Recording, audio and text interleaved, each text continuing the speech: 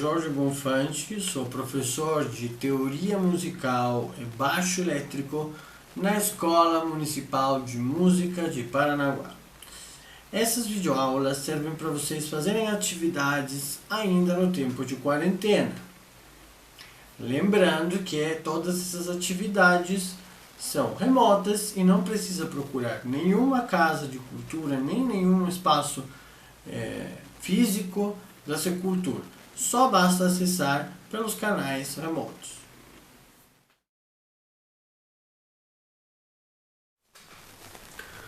Olá, nesse vídeo aula vamos falar a respeito do compasso. Sim, mudamos de ambientação, mas o que importa mais do que a ambientação é o compasso. Então, vamos falar de como o Borromeo Med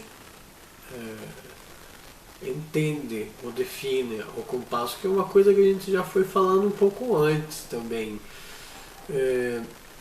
O compasso é a divisão de um trecho musical em séries regulares de tempo, citado textualmente do Borromeo.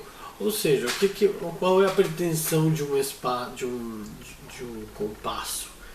É realizar uma divisão de um trecho musical em pequenas partes, onde você pode localizar melhor um certo trecho da peça inteira. Você não precisa tocar ela inteira para identificar uma célula ou um pequeno ritmo, além de facilitar a leitura, porque obviamente se você tem um trecho enorme, sem referências, sem ritmo ou andamento, né,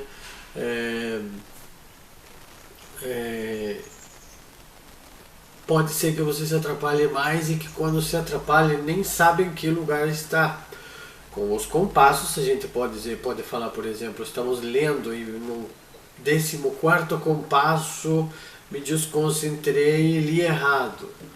Você sabe que pode começar a partir do 14º, ou que eventualmente, se você está tocando ao vivo ou estudando contínua, linearmente, você pode contar o próximo compasso, entrar no próximo compasso ainda, no compasso 16, por exemplo, nessa situação hipotética. E o compasso, ele é regular, não sempre. Isso aqui às vezes é irregular, por quê? Não por causa de ter um compasso dividido no meio, mas também, eventualmente, tem dupla fórmula de compasso, ou seja, são dois valores somados. Isso faz sim que o compasso seja muito irregular, porque dentro do mesmo compasso temos duas fórmulas de compasso. Mas isso é uma exceção, não está presente na maior parte das peças que vocês vão estudar. Aliás, pelo contrário, a maior quantia de peças que vocês vão ter acesso são peças que têm uma fórmula de compasso regular, ou seja, todos os compassos valem o mesmo, tá? Todos os compassos valem o mesmo, por consequência, não há diferença entre ler um ou ler outro, tá? Só existe essa diferença entre o contexto da obra, ou seja, é lógico que se você ler um compasso no começo, não vai ser o mesmo que ler o do final, certo? Mas os dois se leem da mesma forma, entendeu? Você pode ler, seja o terceiro compasso que o penúltimo compasso, da mesma forma, tá? Os compassos são separados por uma indicação que chama barra de compasso.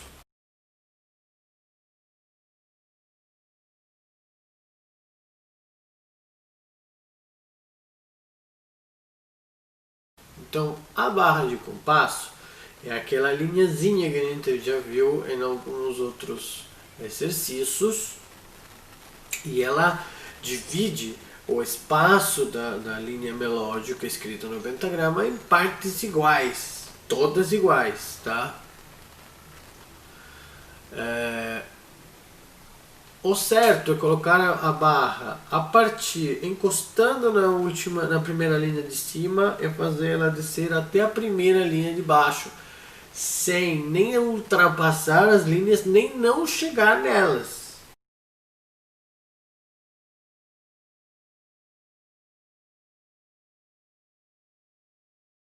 Então, isso é o certo. Obviamente, se você está escrevendo e passou 1 centímetro, não tem problema. Eu acredito que ninguém vai.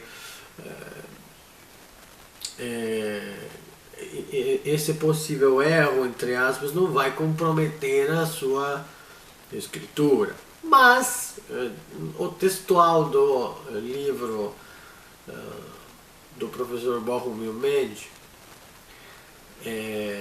fala que o certo é certo e está errado se você não chegar até a primeira ou até a última linha ou se ultrapassar essas linhas. Algumas condições do compasso são também que não se coloca a primeira linha de compasso entre a fórmula de compasso e a primeira nota.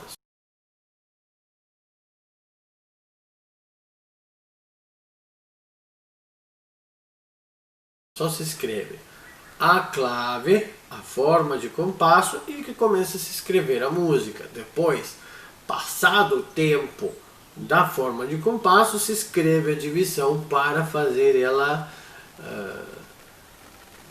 acontecer, né? Para ela dividir efetivamente o espaço que precisa dividir. Aqui há umas indicações que servem para ajudar a leitura, mas não são absolutamente obrigatórias e podem eventualmente ser usadas ou não. Depende de você escrevendo ou você lendo também. Porque você lendo, você pode fazer essa barra auxiliar, que é uma barra pontilhada que indica subdivisão de compasso. Então, por exemplo, se são 3/4, você pode subdividir ela em 3 de 1 ou em 2 de 1,5, ou seja, 2 semínimas pontuadas, 2 semínimas pontuadas. Se for 4/4, 2 e 2.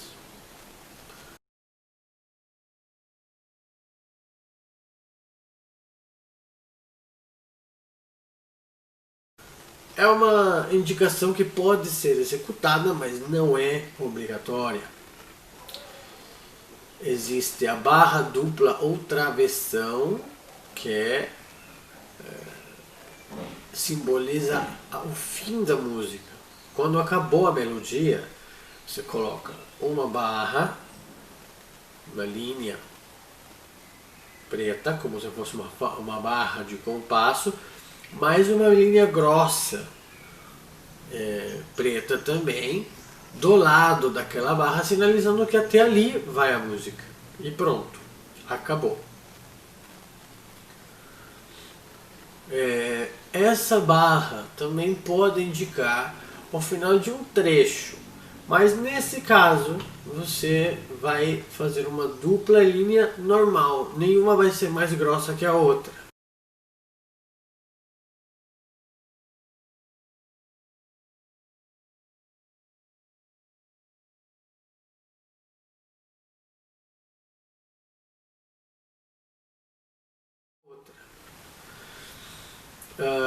Ela divide períodos também e ela divide mudança de tom também e mudança de forma de compasso. Ou seja, por exemplo, tá 4/4, como está na imagem, tá 4/4, barra dupla, 3/4, barra dupla, 3/8, por exemplo. Ou também mudança de andamento, tá? Esse utilizo das barras duplas serve para organizar a forma. A gente não falou ainda das formas das peças. A forma é, digamos assim, a mapa geral da música, ou seja, tem intro, tem a primeira parte, como se a gente estivesse falando sobre canções, né? Estaria falando, tem introdução, tem a estrofe, tem o pré-refrão, tem o intervalo, depois vem o refrão e assim vai. Ok, essa barra dupla na divisão desse tipo de momentos, como por exemplo, quando divide período, quando divide mudança de tom, mudança de compasso, mudança de andamento, vai nos ajudar a entender a forma, tá, da peça. A peça tem uma forma, todas as peças têm forma. E essa barra dupla ajuda a gente a reconhecer frações de peça que fazem parte de uma das partes da forma. É como dividir como quando você divide um livro em capítulos, é mais ou menos isso. Todos os capítulos são a forma de um livro, mais ou menos isso. O índice poderia ser também, certo? E os compassos se dividem igual em todas as vozes que tenha, no mesmo lugar. Por quê? Porque obviamente é uma referência para todos os músicos que estão tocando essa peça. Então você não pode escrever uma parte diferente, com uma divisão de compassos diferente para o baterista, ou para o baixista, ou para o cellista, ou para o violinista. Eles têm que ter a mesma forma de compasso e a mesma quantia de compassos. Então quando você vê essas partituras enormes, como eu estou mostrando aqui agora na tela, que estão cheias, tem vários sistemas, esses sistemas se dividem da mesma forma. Então não precisa fazer uma grande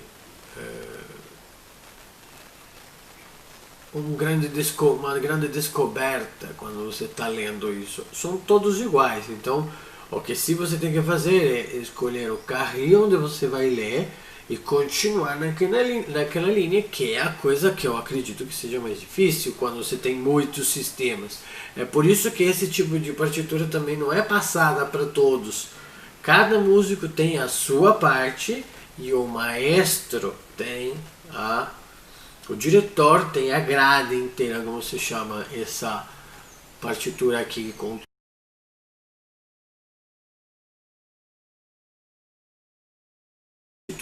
com todas as vozes, né? Porque é mais simples para o maestro, precisa saber a entrada de todo mundo, certo? Mas o cellista não precisa saber quando que um trombone entra. Às vezes sim, às vezes não, mas quando sim, a indicação vem do maestro, do diretor. Não é necessário que o cellista leia a parte do trombone, por exemplo, né? Mesmo se tem alguma relação entre elas, tá? Isso vai ser indicado pelo maestro. O maestro vai falar, cellista, chega o trombone, por exemplo. Mas isso não quer dizer que vão tocar a mesma coisa com o trombone, é que eles vão entrar junto com o trombone, certo?